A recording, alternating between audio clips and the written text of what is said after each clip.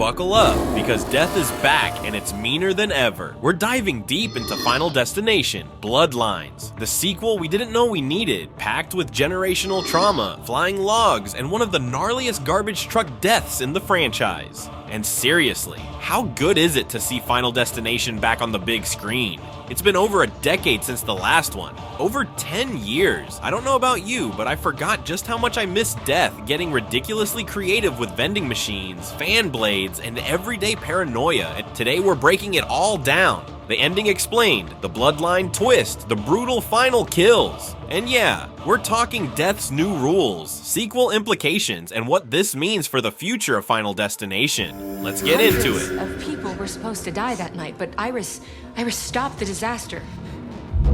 So death came back for them one by one.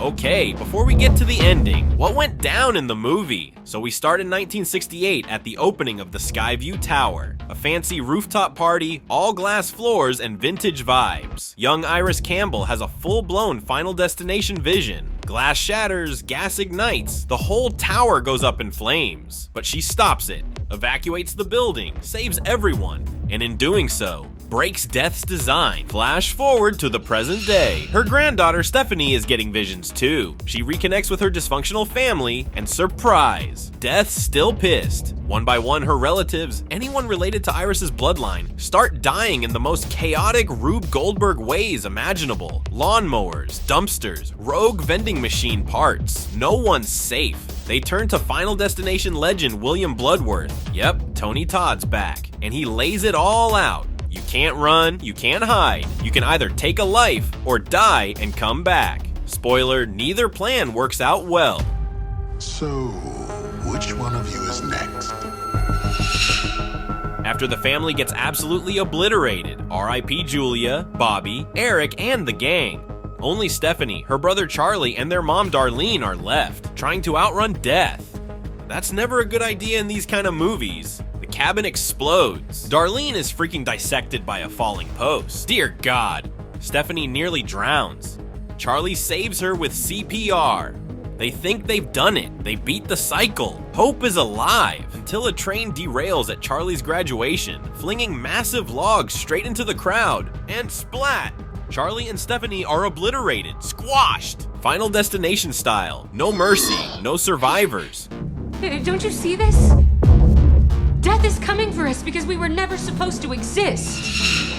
So perhaps the most interesting aspect of Bloodlines is what we learned about Death's rules. Oh yeah, that's right, we are questioning whether his game has changed. Rule 1, descendants can be targeted. This is the biggest lore update. Bloodlines proves that Death's design isn't limited to survivors. If you were never meant to exist, you're on the hit list. Rule 2, dying and coming back might work, but only if you actually die. Stefani didn't flatline, she passed out underwater, so Death said, nah, nice try, and came back with a damn train. Rule 3, killing to survive is still a gamble. Eric tried to sacrifice Bobby. Total backfire. Bobby got spring speared through the skull and Eric got MRI'd into soup. And shout out to Richard Harmon who played Eric. Honestly, best performance in the movie. He brought real energy to a character who could have been a total throwaway. I'm giving one of our honorary and highly coveted Oddly awards to that MRI scene. It might be the most terrifying death in the film. It's classic Final Destination, turning something completely routine into a waking nightmare. People walked out of FD2 afraid of log trucks. This one, you'll never look at a hospital scanner the same way again.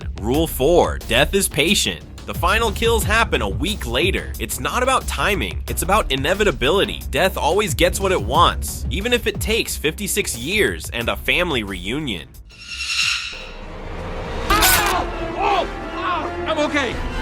It's okay. It's all right.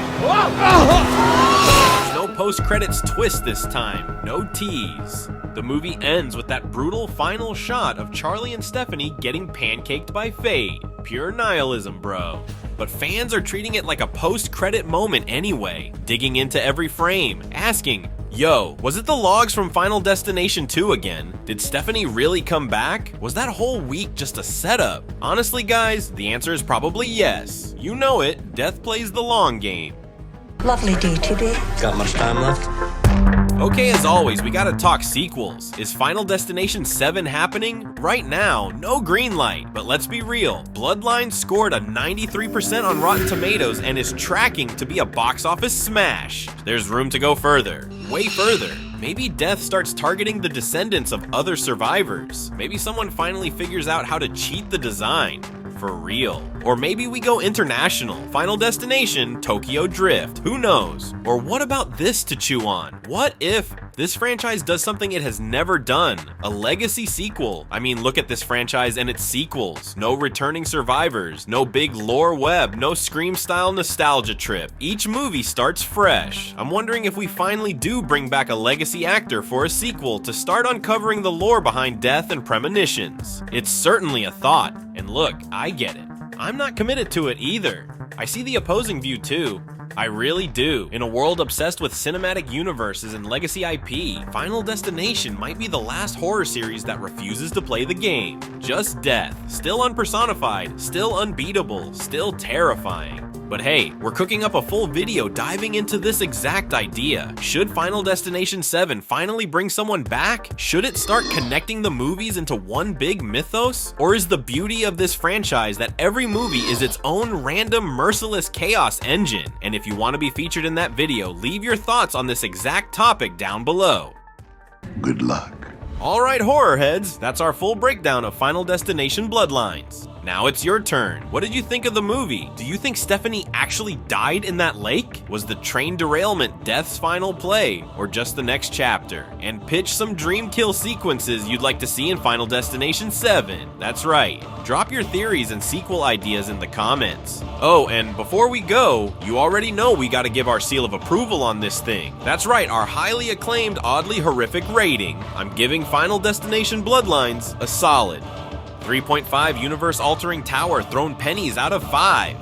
Subscribe to Oddly Horrific for more bloody good breakdowns, and as always, we'll see you in the next one, horror fans.